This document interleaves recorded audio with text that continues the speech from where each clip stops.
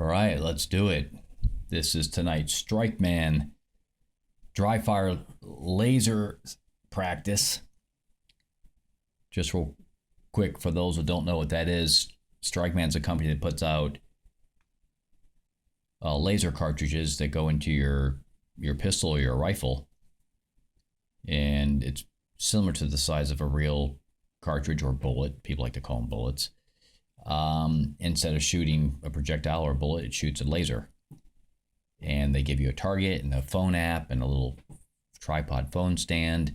And basically your phone, I have an Android phone, the camera on the back is monitoring the target and picks up the laser hitting the target, and it counts where you hit it, and at the end of your session it averages it all out. So it's pretty cool. Very nice practice. So tonight we're going to go through just 4 different images here. I'll try to keep it kind of quick, but you'll notice up here, probably maybe you can't read it, but it says both hands 21 feet 86.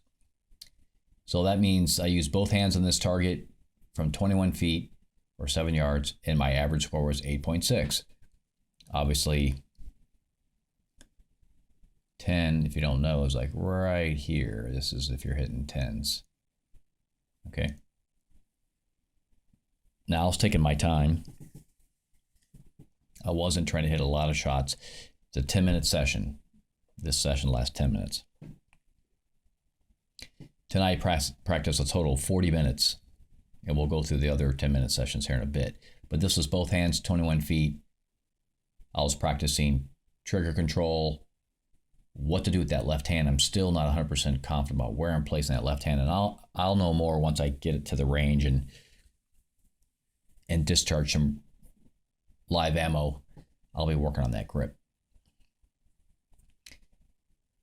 So still things are very methodical, slow, being smooth as possible.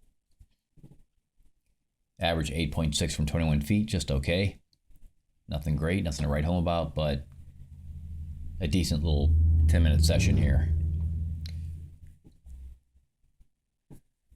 There's a lot of things to think about when you're, if you didn't watch my previous video from earlier today, I just got the holster in, so you can take a look at that. It's a good video. The pistol I'm shooting is a Taurus G3 Toro, which means it's optic ready. So nice pistol. $269, guys, for this basically full-size pistol. Optic ready pistol, super nice. $269. Boy, you can't beat that. And the trigger's pretty good. Can't complain about the trigger. It's pretty solid. Striker fire pistol. So this is the first picture, both hands. Did okay. I was focusing on getting the gun out of the holster. Figuring out at one point does my finger go inside the trigger guard. Because you want to be clear. You want the muzzle clear of any body parts, right? As you pull the gun out of the holster, of course you're pulling it, parallel, to your body. But if you any kind of stance, that muzzle's probably gonna have a good chance at least coming somewhere near your right foot, right? You're not going to completely be able to avoid the muzzle crossing that right foot. That's important to make sure the muzzle's clear of that right foot, I think, before you put your finger into the trigger guard. So I'm just doing things very slowly and methodical, trying to figure out where's the absolute soonest moment I could put my finger in the trigger guard without jeopardizing any weird stuff going on. So things like that are important considerations as you're doing things slow and smooth and figuring out when is all this happening. And then the other thing is not to be target focused, but to be focused on the pistol close to you so you can pick up that front sight. It's even true with red dot or optics. You're still going to want to pick up that front sight, and as you drop the front sight down, the red dot, should come into the field of view in the glass on the optic. If not, then you got some more work to do to pick it up. But so those are other things I'm practicing, slowly just figuring out where is this all happening and making adjustments to see what works and what doesn't work.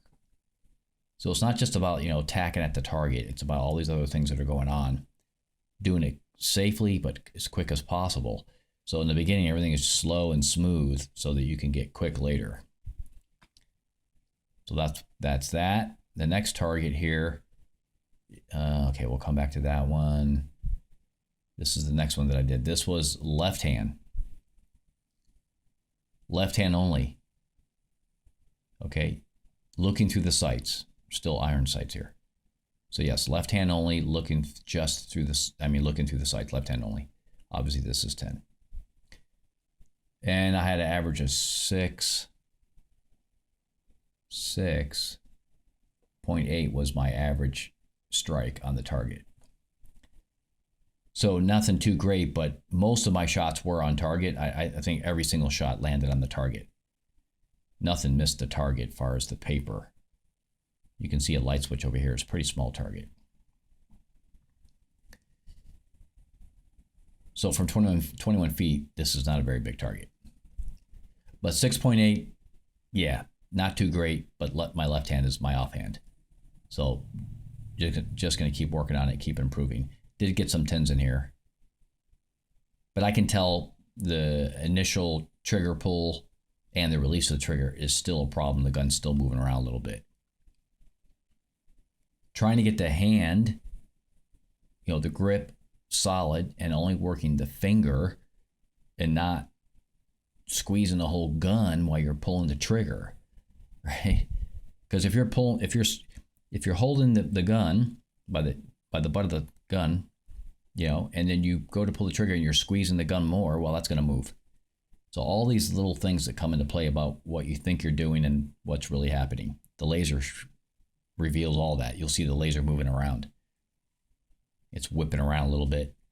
It doesn't really send a continuous laser, just sends out a little laser pulse for a second, but it's enough for your eye to pick up what's happening. And it'll like a squiggly line. Okay, that was not smooth. Now, you're never going to be perfectly smooth, probably. There's always going to be like a tiny bit of movement, especially one-handed. But my movement right now is pretty excessive, both on and off the trigger. So that's the left hand, 6.8 average. Obviously work to do. We want to get this like inside the 8 every time, left-handed, right? I didn't practice 9 feet tonight. I'm like, if we're going to do this, let's do this right. Let's do it from 21 feet. Okay, next image is right-handed only. Look how much better I am right-handed. It just shows you how your dominant hand, your lifetime of using your dominant hand really does make that hand better, and better coordination and muscle strength and everything, and how the mind relates to your dominant hand and arm better than your non-dominant. This was an 8, an average of 8, whereas the other one was 6.8. That's a big difference, yeah? And that's pretty cool. You can quantify the difference. Left-handed equaled 6.8. Right-handed equated to an average of 8 from 21 feet. Okay, or 7 yards. So that's pretty cool. Obviously, we want to improve both these numbers, but it just goes to show you the left hand has some work to do to catch up to the right. Will it ever get there? That I can't say, but definitely need to keep improving on it. The more I do these practices, the better this is going to get. So an 8 tonight with the right hand, just tacking a lot of 10s in here. Obviously, a lot of 6 and better was almost where everything landed. Excuse me. A few got away from me when I was doing subsequent shots, trying to do them kind of fast. Okay.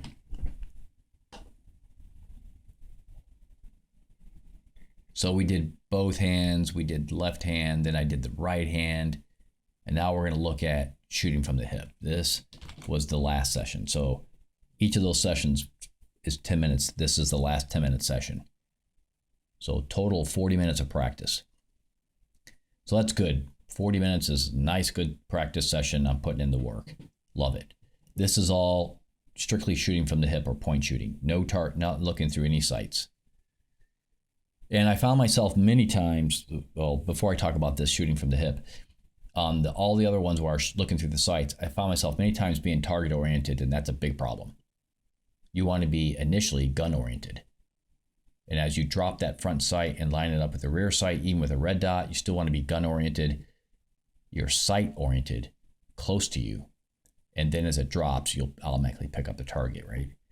Afterwards.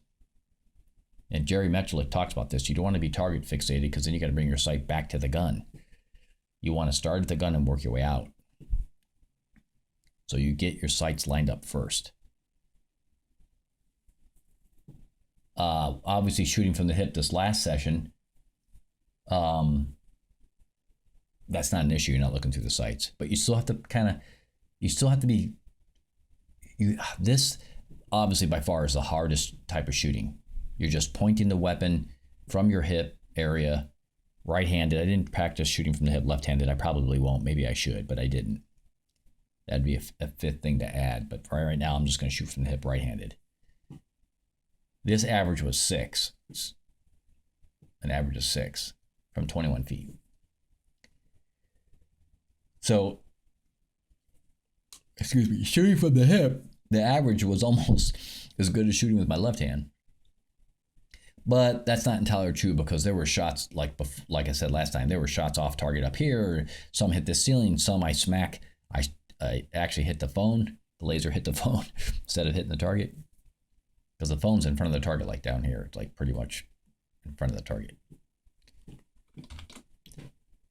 So the hardest part about shooting from the hip is the first shot, for sure. Subsequent shots are easier because your brain will adapt and adjust because you see the laser and you know, oh, I got to go left, I got to go right, I got to go up, I got to go down. And in real life, you may not get that chance if you're shooting a projectile, a bullet. You may not even see where it went. So you don't have that luxury of guessing which, deducting the power of deduction, figure out which way to move the muzzle. Okay. You may get feedback from the bullet hitting something in the background, and you may not. Picking up a laser on a piece of paper is a lot easier than picking up a projectile hitting something in the background. So that first shot, shooting from the hip, is a huge issue. It's extremely important. So in the beginning of the session, I was hunting around where at my side can I put my arm in the same, and wrist and hand and everything in the same place. And you'd be surprised, the smallest of movement, that thing will be completely off the target. It only just takes a fraction of a movement and you're gone. You're not even on paper.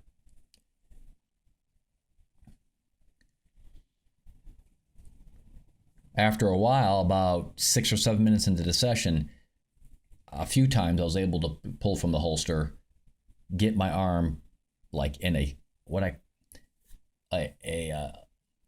place where it was familiar, and the shot was on paper, the first shot. But not always. I also noticed throughout tonight's mini sessions, especially one-handed and shooting from the hip, if I gripped firm, moderately firm, I was pretty good, but I might give up a little accuracy. If I gripped super tight to try to tighten up my accuracy, I actually would lose accuracy. So too much tension actually is a problem. If you're grabbing that gun super tight, that'll actually make things worse. So there's a boundary that you don't want to cross. Figuring out where that boundary is with the amount of grip pressure is going to be a big deal. Of course, live ammo is going to change things, but that's going to be the feedback. Dry fire at home, go to the range, get the feedback with live ammo, figure out, okay, wait a minute, what I thought would work, dry fire doesn't work with real ammo. Okay, make the adjustment. When you go to dry fire, keep that in mind. Just they're both complementing each other, right? You can see some misfires. Some not misfires, but off target down here, some over here, up here, right? One up here. And there was a lot more off paper. So a few shots kind of near the end of the session, I was able to draw from the holster and get him somewhere on paper the first shot. And that's a great feeling. And then I'd do it again and totally missed the paper. So consistency isn't there yet. of work to be done. But I have an idea of approximately where to hold my arm on my side. I tried some different things, like my arm completely parallel to my body, but my elbow touching my body for a little bit of stability. There's different things I tried to see what worked best. Yeah, West. I was thinking Wild Wild West. So there's still a lot of experimentation going on to figure out what works best for me. And it's going to be a while before I, start to zero in on what's really working. Both two-handed with the left hand on the gun, where to exactly put it, how to grip, all that stuff. Left-handed, right-handed, where the trigger finger is going to be. Because so far my trigger finger when I'm holding the gun with one hand is completely different than holding it with two hands.